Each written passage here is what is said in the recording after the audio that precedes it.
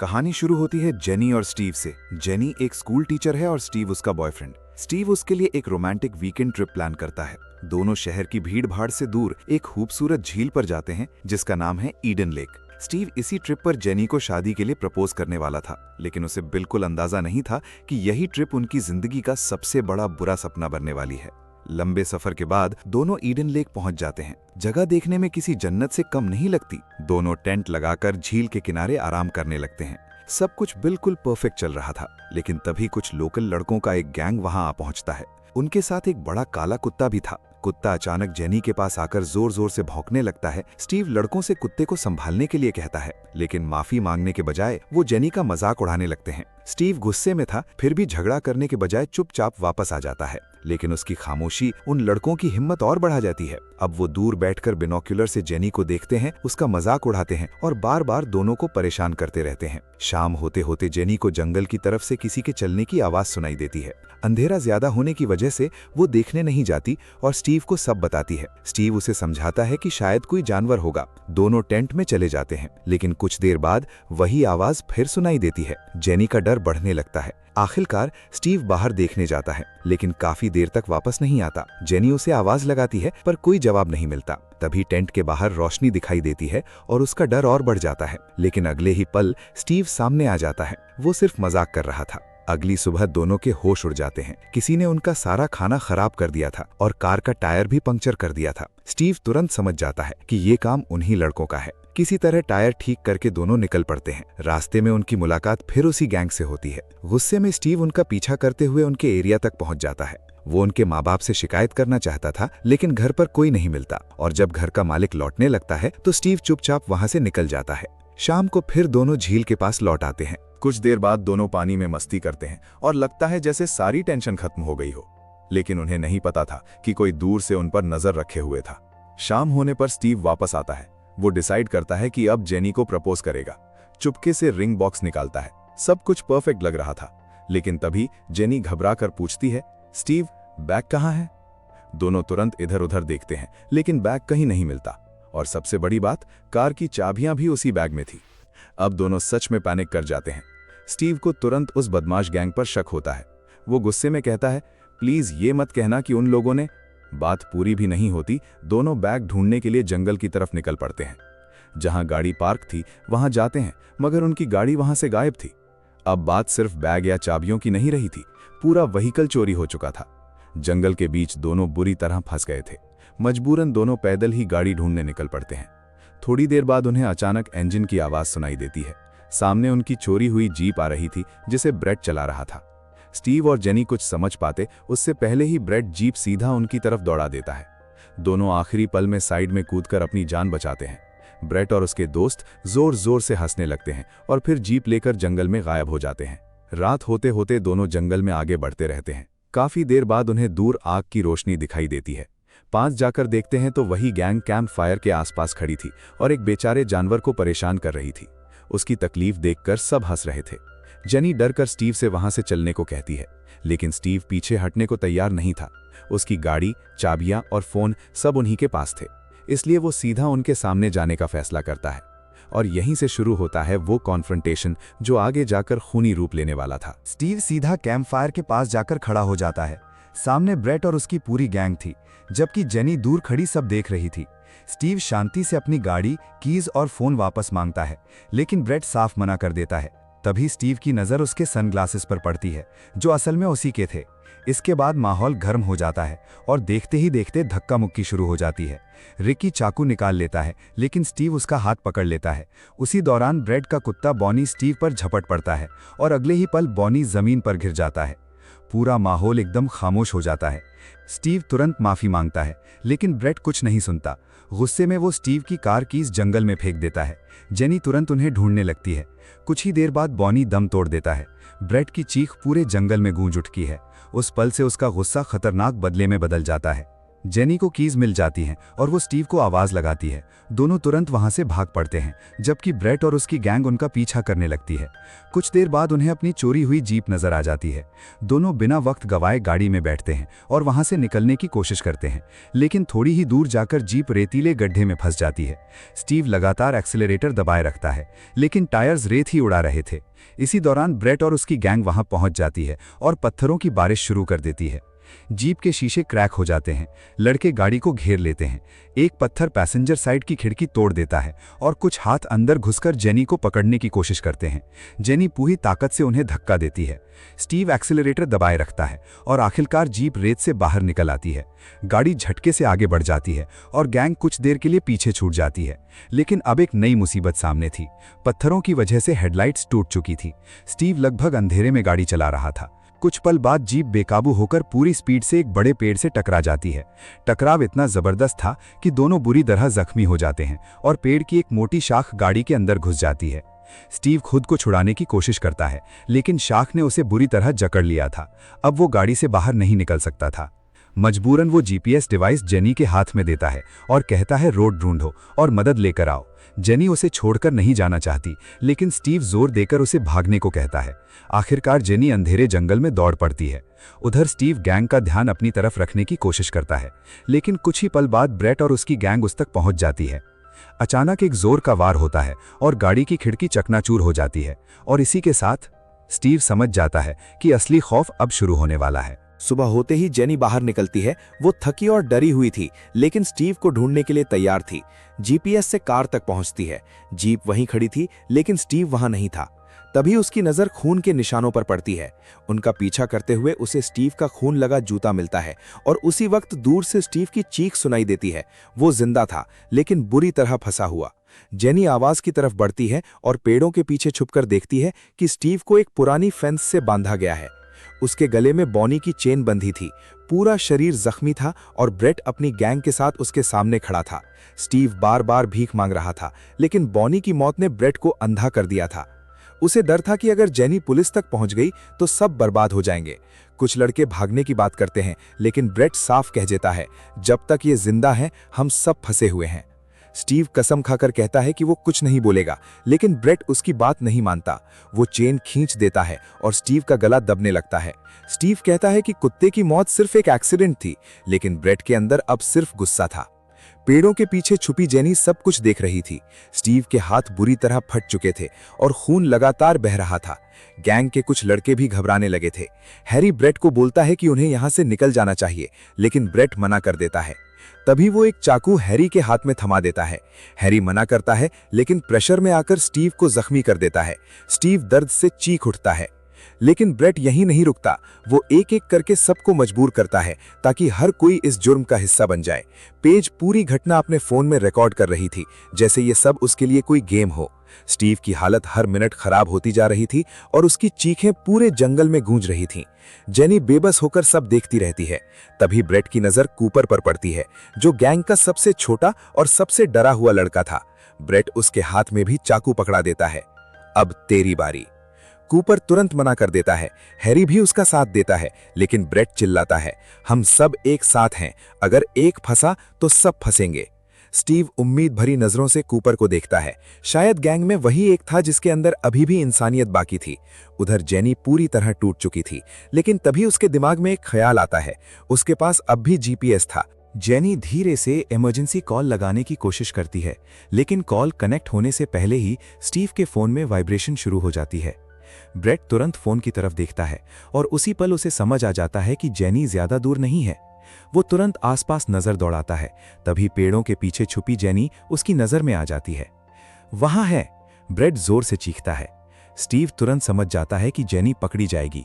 वो पूरी ताकत से चिल्लाता है, जेनी भागो।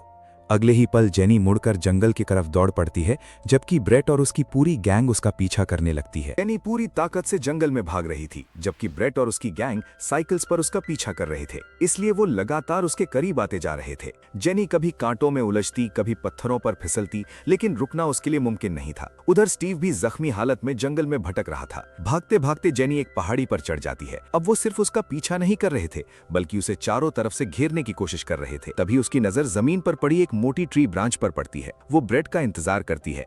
जैसे ही ब्रेट साइकिल पर पास आता है, जेनी पूरी ताकत से ब्रांच उस पर दे मारती है। वार लगते ही ब्रेट साइकिल से गिर जाता है और उसके पीछे आ रहे लड़के भी टकराकर गिरने लगते हैं। पूरा रास्ता अफरा तफरी में बदल जाता है। जेनी मौका देखकर वहां से भाग निकलती है। ब्रेट मुश्किल से खड़ा होता है। उसके चेहरे पर खून था और आंखों में पहले से ज्यादा गुस्सा। काफी देर भागने के बाद जेनी एक कंस्ट्रक्शन साइट पर पहुंचती है। वहां एक पोटा कैबिन, कुछ मशीनें और लकड़ियों के ढेर पड़े थे। उसे उम्मीद होती है कि शायद यहां कोई फोन या मदद मिल जाए। वो पोटा कैबिन तक दौड़ती है, लेकिन दरवाजा लॉक्ड था। तभी उसकी नजर अंदर रखे एक वॉकी टॉकी पर पड़ती है। जेनी दरवाजा तोड़ने की कोशिश करती है और आखिर एक सुराख बना लेती है। फिर लकड़ी की मदद से वॉकी टॉकी को अपनी तरफ खींचने लगती है। वॉकी टॉकी धीरे धीरे उसकी तरफ आता है और उसकी उम्मीद वापस जाग उठती है। लेकिन आखिरी पल में लकड़ी फिसल जाती है और वॉकी टॉकी जमीन पर गिरकर टूट जाता है। जेनी की आखिरी उम्मीद भी टूट जाती है। उधर ब्रेट को झाड़ी में जेनी के कपड़े का लाल टुकड़ा मिल जाता है। उसे समझ आ जाता है कि वो ज्यादा दूर नहीं है। तभी गैंग धीरे धीरे पोटा कैबिन की तरफ बढ़ती है और वहां जेनी को ढूंढने लगती है, मगर जेनी पोटा कैबिन की छत पर चढ़कर छुप जाती है। तभी ब्रेट के पास कॉल आती है कि स्टीव यहां से भाग गया है।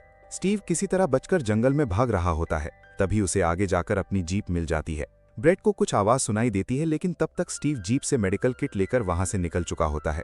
गैंग का एक लड़का स्टीव का पीछा करते करते जीप तक पहुंच जाता है, मगर वहां स्टीव नहीं होता। उसी वक्त पूरी गैंग साइकिल लेकर स्टीव और जेनी को ढूंढने निकल पड़ती है। तभी हमें दिखाया जाता है कि जेनी जंगल में भाग रही थी और पूरी तरह थक चुकी थी। अब स्टीव को लगता है कि पीछे से कोई आ रहा है। तभी वो पेड़ के पीछे छुपकर जोर से हमला करता है, मगर वो कोई और नहीं जेनी होती है। दोनों एक दूसरे को देखकर सुकून की सांस लेते हैं, मगर स्टीव की हालत बहुत बुरी थी। इसके बाद दोनों जंगल के और गहरे हिस्से में चले जाते हैं। जेनी और स्टीव अचानक एक पुराने बर्ड वॉचर कैबिन के पास पहुंच जाते हैं और अंदर जाकर थोड़ा आराम करने लगते हैं। स्टीव के पास अब भी वो रिंग थी जो उसने शादी के लिए रखी थी। दोनों की आंखों में आंसू आ जाते हैं और कुछ पल के लिए सब कुछ शांत हो जाता है। लेकिन तभी ब्रेट और उसकी गैंग साइकिल से वहां पहुंच जाती है और बर्ड वॉचर कैबिन में उन्हें ढूंढने लगती है। मगर स्टीव और जेनी कैबिन के नीचे पानी में छुप जाते हैं, क्योंकि बच्चे उनके बिल्कुल ऊपर पहुंच चुके थे।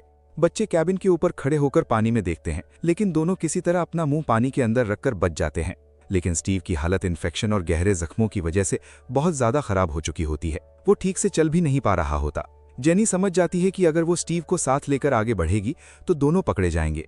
इसलिए जेनी एक बहुत बड़ा फैसला लेती है। वो स्टीव को जंगल में झाड़ियों के पास एक सुरक्षित जगह छुपा देती है और उससे वादा करती है कि वो किसी भी तरह जंगल से बाहर निकलकर मदद लेकर आएगी। स्टीव को वहीं छोड़कर जेनी अकेले रास्ता ढूंढने निकल पड़ती है। उधर ब्रेट और उसकी गैंग लगातार उसकी तलाश में लगी हुई थी। जेनी तेजी से भाग रही होती है कि तभी उसके पैर में एक मोटी सी कील घुस जाती है। दर्द से उसकी जान निकल जाती है और वो जोर से कराह उठती है। इसी दौरान गैंग के लड़के उसकी आवाज सुन लेते हैं। जेनी समझ जाती है कि वो लोग उसकी तरफ आ रहे हैं। वो तुरंत नीचे बैठ जाती है और अपने मुंह में लकड़ी का टुकड़ा दबा लेती है। फिर दर्द सहकर अपने पैर से कील बाहर निकाल देती है। वो ऐसा इसलिए करती है ताकि उसकी चीख की आवाज दूर तक न जाए। तभी उसे वहां एक छोटा लड़का नजर आता है। जेनी उसे देखकर कहती है, मुझसे डरो मत, सब ठीक है। लेकिन वो छोटा लड़का भी उतना मासूम नहीं था जितना वो दिख रहा था। वो जेनी से बात करते करते चालाकी से उसे ब्रेट और उसकी गैंग के पास ले जाता है। अचानक जेनी पर पीछे से हमला होता है और वो बेहोश हो जाती है। जब उसे होश आता है तो वो खुद को स्टीव के साथ एक पेड़ से बंधा हुआ पाती है। ब्रेट और उसकी गैंग ने दोनों को पकड़ लिया था। ब्रेट दोनों के ऊपर पेट्रोल डाल देता है और फिर एक छोटे लड़के को आदेश देता है कि उन्हें आग लगा दे। लड़का डरते डरते आग लगा देता है। कुछ ही पलों में आग तेजी से फैलने लगती है। स्टीव बुरी तरह जलने लगता है और आखिरकार उसकी मौत हो जाती है। लेकिन किस्मत से जेनी की रस्सी आग की वजह से जल जाती है और वो खुद को आजाद कर लेती है। अपनी जान बचाने के लिए जेनी तुरंत वहां से भाग जाती है। ब्रेट जोर जोर से चिल्लाता है, अगर तुम वापस नहीं आई तो मैं इस छोटे लड़के को जिंदा जला दूंगा। लेकिन जेनी रुकती नहीं और जंगल की तरफ भागती रहती है। कुछ दूर जाकर जब वो पीछे मुड़कर देखती है तो उसका दिल दहल जाता है। ब्रेट सच में उस छोटे लड़के को आग लगा चुका होता है। बेचारा लड़का आग में जलता हुआ इधर उधर भाग रहा होता है, लेकिन जेनी कुछ नहीं कर सकती थी। वो मजबूरन अपनी जान बचाने के लिए वहां से निकल जाती है। अब जेनी एक बार फिर जंगल में भटक रही होती है। काफी दूर जाने के बाद उसे एक बड़ा सा कचरे का कंटेनर और उसके पास लगा हुआ एरिया का मैप नजर आता है। वो शीशा तोड़कर मैप बाहर निकाल लेती है। तभी अचानक उसे किसी के आने की आवाज सुनाई देती है। जेनी तुरंत कचरे के कंटेनर के अंदर छुप जाती है। कुछ ही देर में ब्रेट और उसका एक साथी वहां पहुंच जाते हैं। दोनों आसपास देखने लगते हैं। अचानक ब्रेट कंटेनर के पास आ जाता है, लेकिन उसमें से इतनी ज्यादा बदबू आ रही होती है कि वो उसे खोलने की हिम्मत नहीं करता। कुछ देर बाद दोनों वहां से चले जाते हैं। उनके जाते ही जेनी बाहर निकल आती है। अब वो समझ चुकी थी कि जिंदा रहने के लिए उसे लड़ना पड़ेगा, इसलिए वो शीशे का एक तेज टुकड़ा अपने पास हथियार के रूप में रख लेती है। वो शीशे में अपनी हालत देख ही रही होती है कि तभी एक छोटा लड़का वहां आ जाता है। जेनी बुरी तरह घबरा जाती है। गुस्से और डर में वो शीशे का टुकड़ा उसके गले में घुसा देती है। लड़का वहीं गिर जाता है। ये सब होने के बाद जेनी टूट जाती है। उसे अपने किए पर बहुत बुरा लगता है। वो कोई कातिल नहीं थी, लेकिन हालात ने उसे ऐसा करने पर मजबूर कर दिया था। रात हो चुकी थी और गैंग के सारे लड़के वहीं मौजूद थे। ब्रेट गुस्से से पागल हुआ जा रहा था। उसी वक्त गैंग के लड़के और लड़की उस छोटे बच्चे की लाश के पास खड़े थे। तभी गैंग का एक लड़का ब्रेट की तरफ गुस्से से देखकर कहता है, ये सब तुम्हारी वजह से हुआ है। ब्रेट इतना पागल हो चुका था कि उसने गुस्से में उस लड़के पर हमला कर दिया और उसे पीट पीट कर मार डाला। अब जेनी को जंगल में भटकते हुए दिखाया जाता है। वो किसी तरह रोड ढूंढने की कोशिश कर रही थी ताकि अपनी जान बचा सके। कुछ देर बाद वो लोहे की रेलिंग के नीचे से निकलकर रोड तक पहुंच जाती है। तभी उसे एक कार आती हुई नजर आती है। जेनी तुरंत रोड के बीच में आकर उसे रोक लेती है और मदद मांगने लगती है, लेकिन उसे नहीं पता था कि वो मदद नहीं बल्कि मौत के और करीब जा रही है। कार वाला आदमी रुकता है और जेनी को अंदर बिठा लेता है, लेकिन थोड़ी दूर जाने के बाद वो गाड़ी गैंग के 2 लड़कों के पास रोक देता है। ये देखकर जेनी समझ जाती है कि वो फिर से फंस गई है। मौका देखते ही वो कार पर कब्जा कर लेती है और वहां से भाग निकलती है। इसी दौरान रास्ते में उसे गैंग की लड़की पेज नजर आती है। जेनी का गुस्सा और डर अब हद पार कर चुका था। वो पूरी स्पीड से गाड़ी पेज की तरफ मोड़ देती है। धड़ाम! जोरदार टक्कर लगते ही पेज वहीं गिर जाती है और उसकी मौत हो जाती है। जेनी बिना रुके वहां से निकल जाती है, लेकिन कुछ ही देर बाद उसकी गाड़ी का एक्सीडेंट हो जाता है। जेनी लड़खड़ाते हुए गाड़ी से बाहर निकलती है। उसके शरीर में अब बिल्कुल ताकत नहीं बची थी। फिर भी वो हिम्मत करके सामने दिख रहे एक बड़े घर के अंदर घुस जाती है, जहां एक पार्टी चल रही होती है। घर के अंदर जाते ही वो जोर जोर से चिल्लाने लगती है, हेल्प, प्लीज हेल्प मी। एक औरत जेनी को घर के अंदर ले आती है और उसे सोफे पर लेटा देती है। वो उसका चेहरा साफ करती है और उसे पानी पिलाती है। धीरे धीरे जेनी को होश आने लगता है और उसे लगता है कि अब वो सेफ है। तभी उस औरत के पास एक कॉल आती है और घर के सब लोग उसकी बातें सुनने लगते हैं। अचानक कुत्ता भौंकने लगता है, जिससे जेनी और ज्यादा घबरा जाती है। दूसरे कमरे में लोग बात कर रहे होते हैं। जेनी उनकी बातें सुन लेती है। तभी उसकी नजर एक फोटो पर पड़ती है। ये फोटो ब्रेट की होती है। ये देखते ही जेनी के होश उड़ जाते हैं। उसे समझ आ जाता है कि वो गलती से उसी साइको लड़के के घर आ गई है। इसी बीच एक आदमी उससे बात करने की कोशिश करता है, लेकिन जेनी वॉशरूम जाने का बहाना बना देती है। वॉशरूम के अंदर जाते ही वो दरवाजा लॉक कर लेती है। अब वो जोर जोर से रोने लगती है। वो पूरी तरह टूट चुकी थी। उसे पता चल चुका था कि मौत उसके बहुत करीब आ चुकी है। बाहर से जोर जोर की आवाजें आने लगती हैं। कुछ ही देर बाद ब्रेट और उसका पिता वॉशरूम का दरवाजा तोड़ देते हैं। जेनी चीख चीख कर कहती है, इन लोगों ने मेरे बॉयफ्रेंड को मार दिया, एक बच्चे को जिंदा जला दिया। लेकिन उसकी बात कोई नहीं सुनता। वहां मौजूद सब लोगों को लग रहा होता है कि जेनी ने ही उनके बच्चों को मारा है। इसके बाद वो आदमी जेनी को जबरदस्ती वॉशरूम के अंदर खींच ले जाता है और यहीं जेनी की दर्दनाक मौत हो जाती है। इसके बाद सीन ब्रेट पर शिफ्ट होता है। वो ऊपर अपने कमरे में जाता है और स्टीव के फोन से सारे वीडियोज और सबूत डिलीट करने लगता है। आखिरी सीन में ब्रेट को स्टीव का सनग्लासेस पहने हुए दिखाया जाता है। उसके चेहरे पर कोई पछतावा नहीं होता और इसी के साथ फिल्म खत्म हो जाती है। उम्मीद करता हूँ आपको ये कहानी पसंद आई होगी। वीडियो अच्छा लगा हो तो लाइक और सब्सक्राइब करना मत भूलना।